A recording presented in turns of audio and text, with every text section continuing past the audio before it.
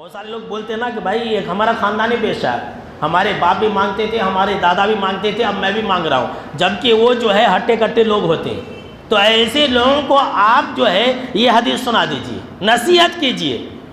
کہ آپ صلی اللہ تعالیٰ علیہ وسلم نے فرمایا کہ جو انسان بھیک مانگنے کا دروازہ کھولتا ہے، اللہ ایسے انسان کے لیے غریبی اور فقیری اور محتاجگی کا دروازہ کھول دیتا ہے۔ اور ہم اور آپ دیکھتے ہیں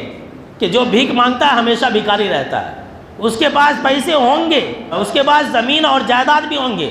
گھر بھی ہوگا، ہر کچھ ہوگا، لیکن بھکاری ہوگا، ہمیشہ محتاج ہوگا۔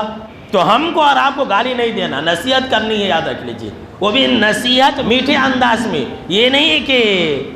ڈانٹ ڈپٹ اور گالی گلوچ، ایسا نہیں کرنا، کسی بھی بھکاری کو ایسا نہیں کرنا۔ سن لیجیے،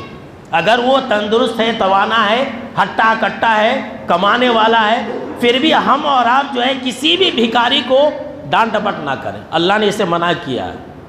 اللہ نے کیا بیان فرمایا کہ وَأَمَّا السَّائِلَ فَلَا تَنْهَرْ، کہ لوگوں مانگنے والوں کو نہ جھڑکو، مانگنے والوں کو ڈانٹ ڈپٹ نہ کیا کرو۔ دیکھیے یہ اللہ رب العالمین کا حکم ہے، اگر آپ کو دینا ہے تو الحمدللہ دیجئے، نہیں تو اچھے انداز میں آپ بولے کہ بھائی جاؤ یہاں سے، نہیں تو اچھے انداز میں، میٹھے انداز میں آپ یہ کہیے کہ بھائی آپ کیوں مانگتے ہیں، آپ کے لیے مانگنا جائز نہیں ہے، آپ تو تندرست اور توانا ہے، ایسے لوگوں کے لیے ہماری شریعت میں منع ہے بھیک مانگنا۔ اس طرح سے ہم اور آپ نصیحت کیا کریں،